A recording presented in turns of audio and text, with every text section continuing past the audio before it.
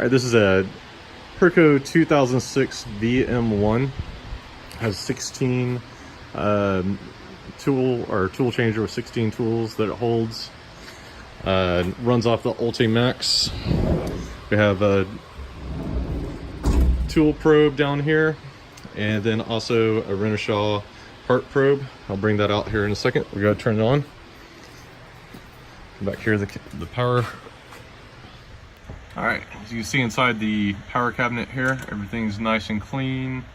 Really haven't had anything replaced in here except for this thing right here. This is the power supply. It's what controls or gives the computer power and runs a bunch of other sensors and stuff like that. That went out a couple years ago, replaced it. I think it was like $1,100 or $1,500.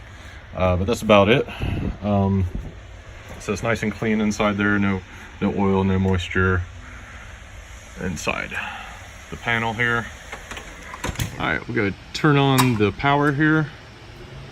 And on the side here, this is our network connection right here. And you also have a, was it RS blah, blah, blah, whatever connections and stuff like that. But I use the network connection. All right, so we're powering up. It's probably take a few minutes for it to power up. But you can see the touchscreen display here is still really good condition. It's got a little dust on it right now. All your buttons are labeled. None of the labeling scraped off. Same thing with all your keypads down here. You can still read every single thing. These are a little dirty. They get used a lot. But everything, all the knobs, all the buttons, those all work on here. And then inside here, we got our Renishaw tool probe. The tool probe will probe the length by touching off on the top. It'll probe the diameter of the tool by touching off on the side. And you can do all sorts of tools with those. And then we have a Renishaw part probe. That's the sensor for the part probe. The part probe is up in the magazine up here, but I'll bring it down here once we get started up and probe a couple things. Of course, we got work light, e-stops. So I want to go ahead. We're on. Start cycle. And then we'll go to calibrate machine. Press start to calibrate, and it should be moving.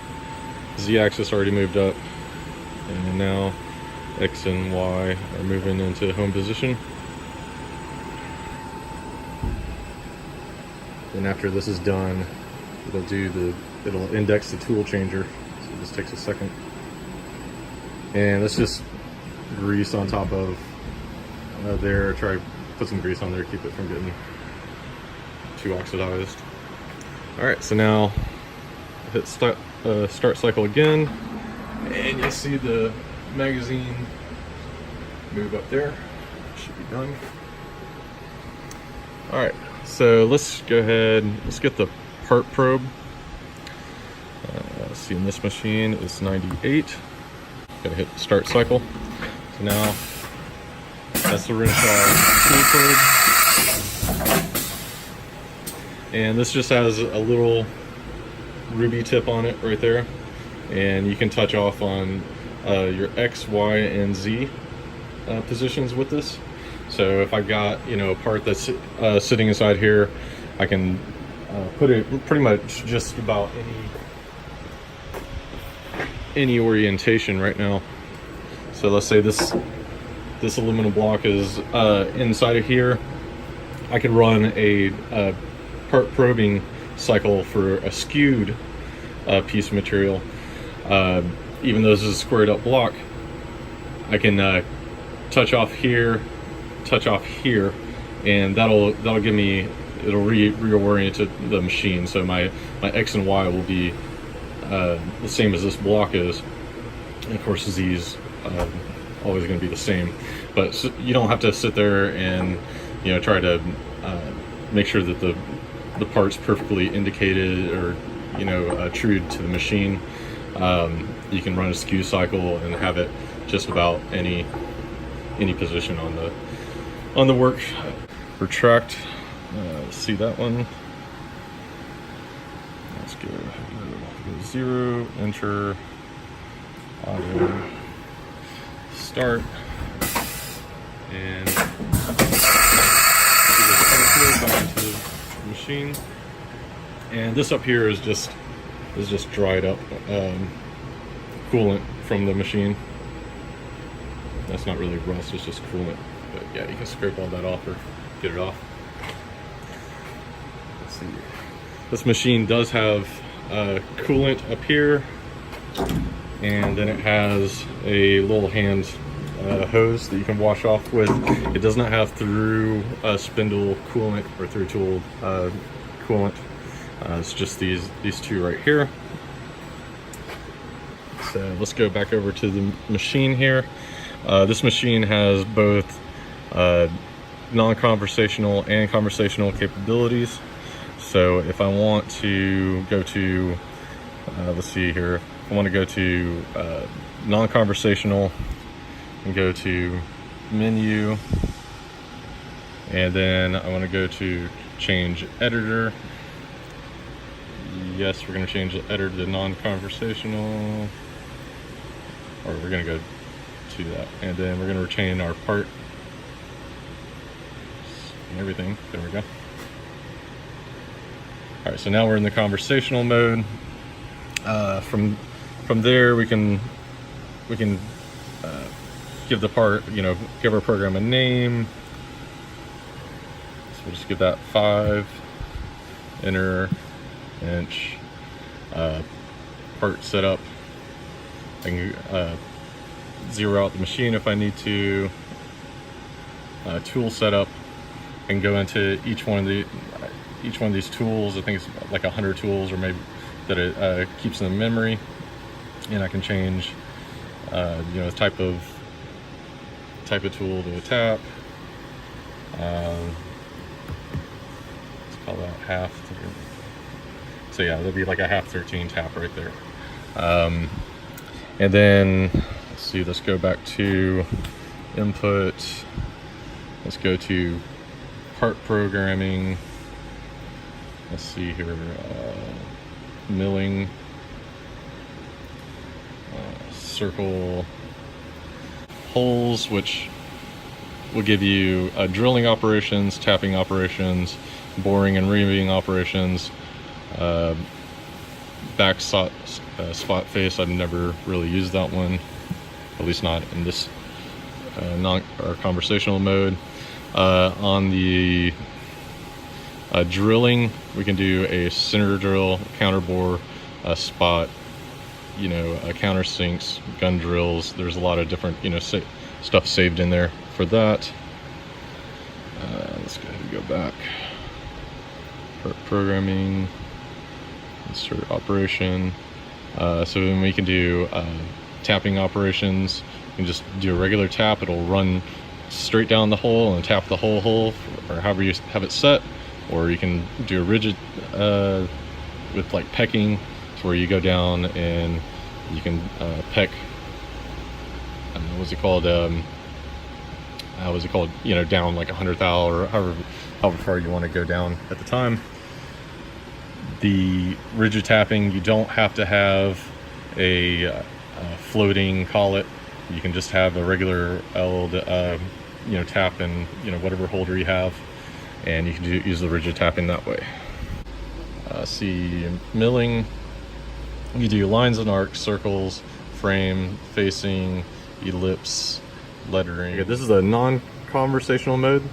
These are files that are built on a program like Mastercam and then loaded into the machine. Right now, we're going to grab some stuff off the C drive, and you can see there's a bunch of stuff saved on C drive right now. There's plenty of free memory down here, but we'll go ahead and select one of these, and I don't know exactly what it is, but we'll hit draw. That's the whole drawing. and that's a new one. So this is just 6 holes that have some drilling and tapping operations going on in them, and that'd be all rigid tapping. From here, if we're happy with that and we had everything set up in the machine, we hit auto, hit it again, and that'll bring up all your code that was created in your post processor. Down here you can go to your input. No, you can go to review. Yeah, so you go to review, and then you can go down through your code and you can change different stuff. All right, for non-conversational programs that you've made in, like, a CAD CAM program, there's 2 ways you can do it. One way is you can load it on one of these old floppy disks. Surprisingly, they actually hold a decent amount, but for bigger files and stuff like that, you need to use the network connection and load it to the machine. That way you can either run it off the computer or load it onto the hard drive of the machine. We're going to go ahead and load a program from the floppy, and we'll hit auxiliary. We'll go to storage function, and then we'll go to, let's see here, select current storage drive. We'll go up to A, which is the floppy disk, C is the hard drive, and then E is the network connection. So we're going to get one off the floppy disk here. There we go, gotta hit it right. Alright, so we'll go read program from disk. So that's reading program from floppy. Alright, so it's got 1 file in there. And yes, reading floppy. So now, once that goes away, we'll be ready to either run the part or look at the part.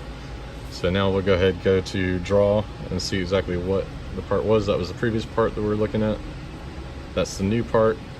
And so this is just a aluminum part.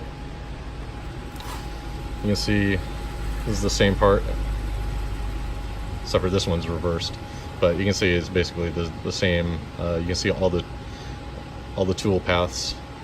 The red would represent the wrap. Okay, so we're going to run a program here. I've already loaded it up. Draw. That's the program. It's just a bunch of milling out pockets around the outside of a container. And we'll go back over here to auto. Run program. Let's start. Current tool is 0. And it's going to bring, it's not the right tool, but we're not going to cut anything anyways. So you want to do that with a tap, but. And we'll go ahead and turn that off. Then we can go ahead and go to tool and spindle, 0, and change this out.